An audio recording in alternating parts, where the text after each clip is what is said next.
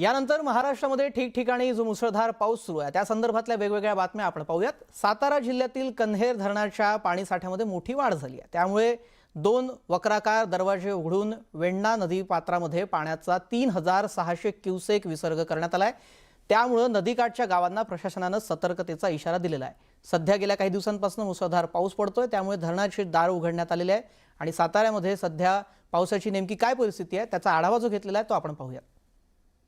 सातारा जिल्ह्याच्या पश्चिम भागामध्ये अजूनही जोरदार पाऊस सुरू आहे। याच्यामुळे सातारा जिल्ह्यामधली जी मुख्य धरणं आहेत ती आता भरत आल्याचं चित्र एकूणच आपल्याला पाहायला मिळते। मी आता कन्हेर धरणाच्या शेजारी उभा आहे, तिथल्या भिंतीच्या शेजारी उभा आहे आणि तुम्हाला इथलं सगळं मी दृश्य दाखवतोय। आपण पाहू शकता हे कन्हेर धरण आहे आणि या कन्हेर धरणामधून 2 वक्र दरवाजामध्ये मिळून यातून पाणी सोडण्यात आलेलं आहे। जवळपास 3600 क्युसेक एवढ्या पाण्याचा विसर्ग प्रतिसेकंद नदीपात्रात करण्यात येतो। याच्यामुळे वेण्णा नदी दुथडी भरून वाहताना आपल्याला एकूणच पाहायला मिळते। खरं पाहायला गेलं तर काल आणि परवा 4ही वक्र दरवाजामधून या ठिकाणी पाणी सोडण्यात आलं होतं, मात्र पश्चिमेच्या बाजूचा थोडासा पावसाचा जोर ओसरला आणि याच्यामुळे यातून सध्या आता 2 वक्र दरवाजामधून 3600 क्युसेक एवढा पाण्याचा विसर्ग करण्यात येतोय आणि हे आपण पाहू शकतो। आणि सगळ्यात महत्त्वाचं म्हणजे सातारा जिल्ह्यातला जो पश्चिमेचा भाग आहे यामध्ये जी मुख्य भाग आहेत, महाबळेश्वर तालुका असेल, कोयना असेल, पाटण असेल किंवा वाई असेल, पाचगणी असेल, या भागांमध्ये सुद्धा अजूनही जोरदार पाऊस सुरू आहे। याच्यामुळं धरणांची पाणी पातळी झपाट्यानं वाढताना एकूणच आपल्याला पाहायला मिळते। कॅमेरामन तुषार जाधव समी, सचिन जाधव, न्यूज 18 मराठी, सातारा। त्याकडे नाशिकमध्ये गोदावरी नदीला आलेला पूर आता ओसरण्यास सुरुवात झालेली आहे। गोदावरी नदी पात्रातील पाण्याची पातळी हळूहळू कमी होतीये, मात्र रामकुंड आणि रामकुंड परिसरातील मंदिरं अद्यापही पाण्यातच आहेत। दैनंदिन पूजा विधीसह नदीकाठ परिसरातील व्यवसायाला या पूर परिस्थितीचा चांगलाच फटका बसतोय। तर पुराचं मापदंड समजणाऱ्या जाणाऱ्या या दुतोंड्या मारुतीच्या कमरेपर्यंत सध्या इथे पाणी आलंय, तर धरणातूनही पाण्याचा विसर्ग कमी करण्यात आलाय।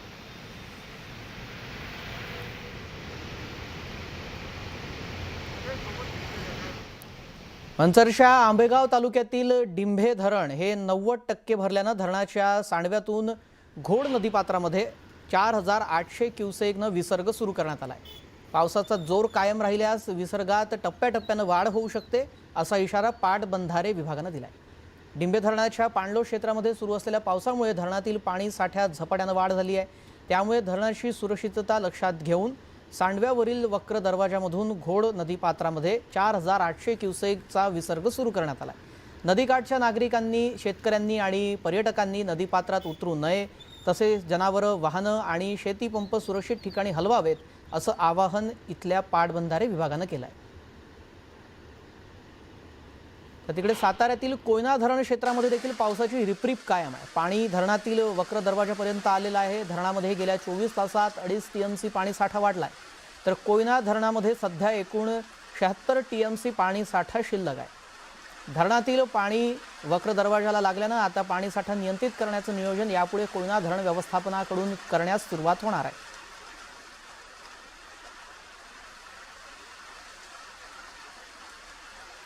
पुणे ठाणे जिल्ह्याच्या सीमेवरील माळशेज घाटातील काळू धबधबा या परिसरामध्ये ट्रेकिंगसाठी आलेल्या 2 ट्रॅकर्सचा पाण्याच्या तीव्र प्रवाहात वाहून जाऊन दुर्दैवी मृत्यू झाला। रमण अण्णापुरे आणि पवन साठे असं या मृतांची नावं आहेत। गेल्या आठवड्याभरापासून सुरू असलेल्या मुसळधार पावसामुळे धबधब्यावरील पाण्याचा प्रवाह धोकादायक झालाय। खबरदारीचा उपाय म्हणून प्रशासनानं काळू धबधबा परिसरामध्ये पर्यटकांच्या प्रवेशावर बंदी घातली आहे।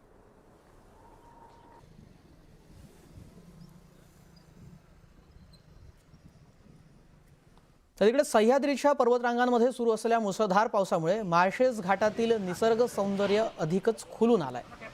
प्रवाहित झालेले धबधबे, दाट धुके आणि हिरवाईचा मनमोहक नजारा अनुभवण्यासाठी पर्यटकांनी माळशेज घाटात मोठी गर्दी केली आहे। सततच्या पावसामुळे माळशेज घाटातील धबधबे दुथडी भरून वाहत आहेत।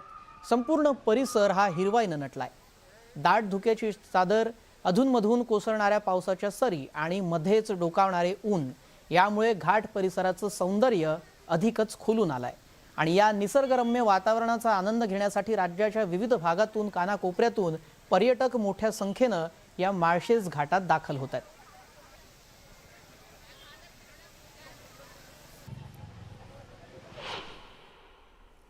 नुकत्याच पर्वतरांगामध्ये सुरू असलेल्या मुसळधार पावसामुळे माळशेज घाटातील निसर्ग सौंदर्य बहरलंय. आपण या ठिकाणी पाहू शकता. आता आपण आहोत माळशेज घाट परिसरातील जांभळीच्या धबधब्याच्या परिसरामध्ये. जांभळीचा धबधबा असेल किंवा हा त्याच्या शेजारचा धबधबा आहे. हे जे धबधबे आहेत हे धबधबे पूर्णपणे प्रवाहित झालेत आणि या धबधब्यांचा आनंद घेण्यासाठी या ठिकाणी मोठ्या संख्येने पर्यटक जे आहे या पर्यटकांनी आज सुट्टी असल्यामुळे मोठ्या संख्येने या ठिकाणी पर्यटकांनी या धबधब्यांचा आनंद घेण्यासाठी गर्दी केली आहे. आणि आपण या ठिकाणी पाहू शकताय धुकं आहे, ऊन पडतंय आणि त्याचबरोबर हे धबधबे जे आहेत हे धबधबे सुद्धा खळखळून वाहत आहेत. एकीकडे धुकं, दुसरीकडे ऊन, तिसरीकडे पाऊस आणि चौथीकडे हा बहरलेला निसर्ग. यामुळे पर्यटकांना जी आहे ही निसर्गाची पर्वणी या ठिकाणी अनुभवता येते. आपण आता हा जो धबधबा पाहताय हा जांभळीचा धबधबा आहे आणि 2 टप्प्यामध्ये 3 टप्प्यामध्ये असणारा हा धबधबा पाहण्यासाठी मोठ्या संख्येने पर्यटकांनी या ठिकाणी गर्दी केली आहे.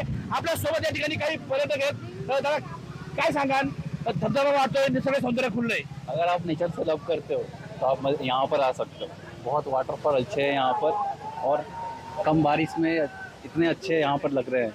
बहुत सारे महाराष्ट्र में ट्रेक्स हैं यहाँ पे. लोनावला है. तो बहुत अच्छा व्यू है. आगे भी व्यू है, वाटरफॉल्स हैं, लेकिन ये ज़्यादा अच्छा है क्योंकि हम लोग यहाँ इसीलिए रुके हैं. तो यहाँ आना चाहिए बारिश के टाइम पे. अच्छी मजा आएगा कुल मिला के. खरंच सगळ्या प्रकारचे धबधबे इथे ॲक्टिवेट झालेले आहेत. आम्ही सोलापूरवरून लांबून इथे आलेलो आहे. आम्ही भरपूर एन्जॉय केला आणि सर्वात महत्त्वाची गोष्ट म्हणजे तुम्ही जर बघितलं तर पोलिसांचं सहकार्य आणि त्यांचं नियोजन खूप व्यवस्थित पद्धतीने इथे आहे आणि कोणालाही इथे त्रास होत नाही. सगळेजण व्यवस्थित पद्धतीने एन्जॉय करतात. जिथे धुकं, वारा, वादळ सर्व पर्यटकांना अनुभवायला भेटते आणि हे पहा एकदम छान धबधबा आहे.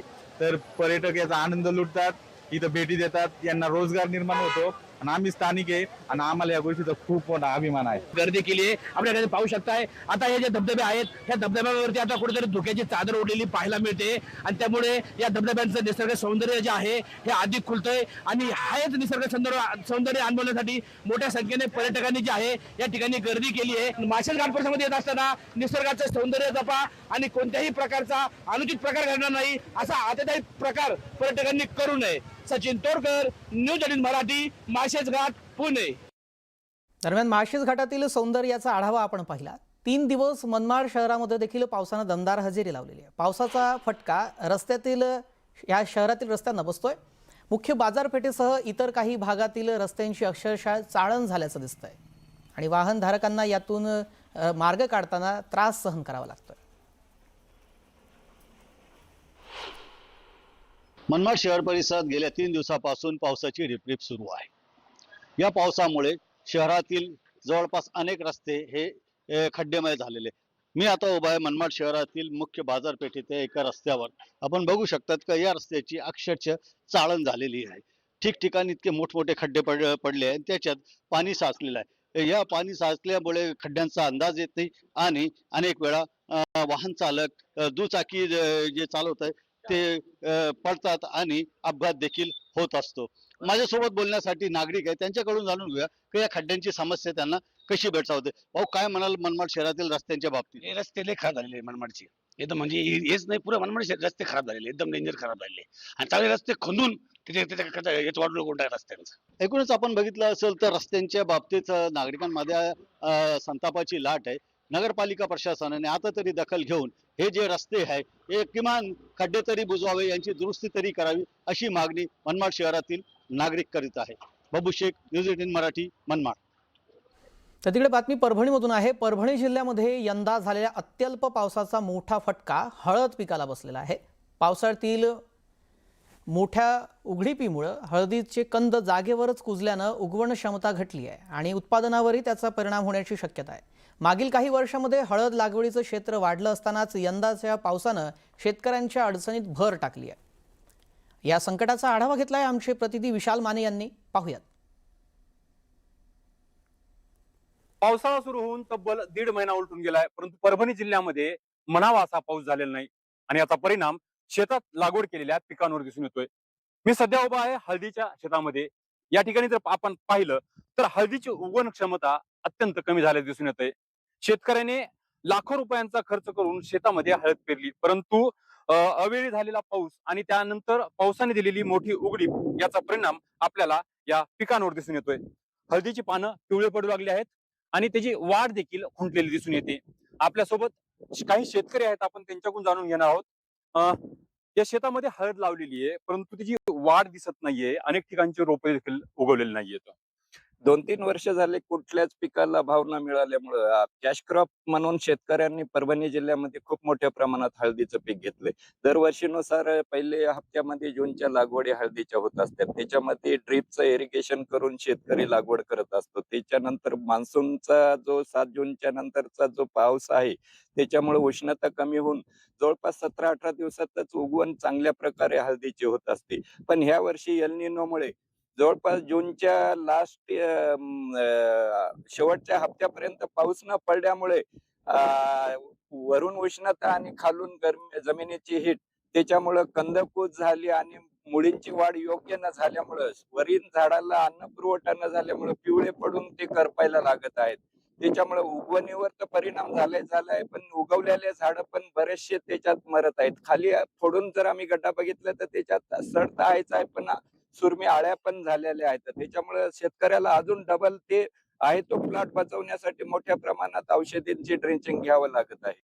लागवड केलेल्या हळदीपैकी केवळ 20 ते 25% टक्केच हळद वरी आल्याचं शेतकऱ्यांकडून सांगण्यात येते आणि त्यामुळे याचं सर्वेक्षण करून शेतकऱ्यांना लवकरात लवकर मदत द्यावी अशी मागणी शेतकऱ्यांकडून होते. विशाल माने, न्यूज 18 मराठी, परभणी. तर तिकडे गुजरातच्या साबरकांठा जिल्ह्यामध्ये मुसळधार पावसानंतर साबरमती नदीला मोठा पूर आलाय. नदीतील प्रचंड प्रवाहात वाळू भरण्यासाठी गेलेल्या ट्रॅक्टर ट्रॉली वाहून गेल्याची घटना सध्या समोर आली आहे. वर्षा भागामध्ये झालेल्या पावसामुळे नदीची पातळी झपाट्यानं वाढली आहे आणि प्रशासनानं नदीकाठच्या आणि सखल भागातील नागरिकांना सतर्क राहण्याचं आवाहन देखील केलेलं आहे.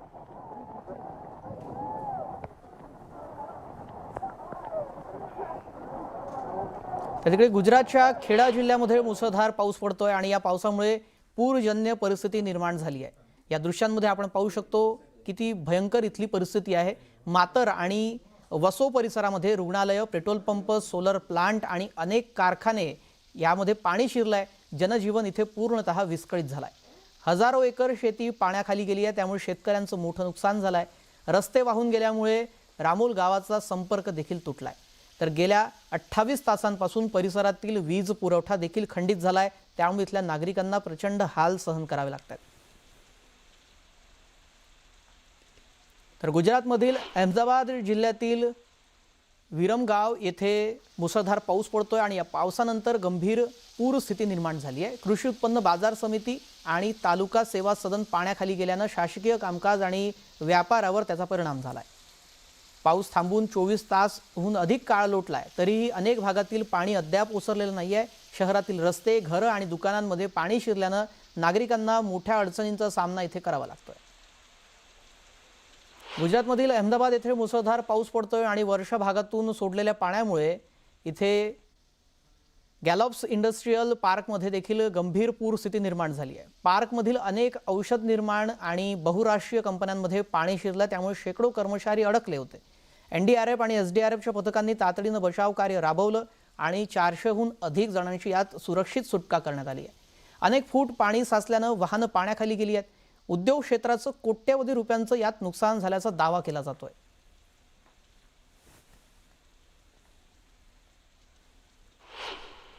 तर गुजरातच्या पाटण जिल्ह्यामध्ये सलग मुसळधार पावसामुळे पूरजन्य परिस्थिती निर्माण झाली आहे. सांतलपूर या परिसरातील कॉजवेवरून पाणी वाहत असताना तो पार करण्याचा प्रयत्न पूल करण्यात आला आणि एक ट्रक त्या प्रवाहात पलटल्याची घटना सध्या समोर आली आहे. या घटनेनंतर प्रशासनानं तत्काळ या संबंधित महामार्गावरील वाहतूक बंद केली आणि नागरिकांना पूरग्रस्त मार्गापासून दूर राहण्याचं आवाहन केलंय.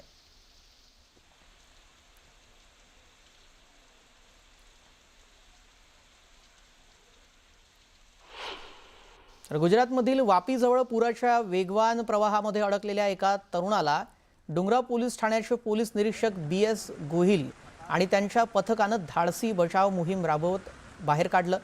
विजेच्या खांबाला धरून जीव वाचवण्याचा प्रयत्न करणाऱ्या या तरुणापर्यंत पोहोचण्यासाठी पोलिसांनी स्वतःचा जीव धोक्यात घालत इथे रेस्क्यू ऑपरेशन राबवलं. या बचावाचा व्हिडिओ सध्या सोशल मीडियावर चांगलाच व्हायरल झालाय आणि खाकीच्या या धाडसाचं सर्वत्र कौतुक होतंय.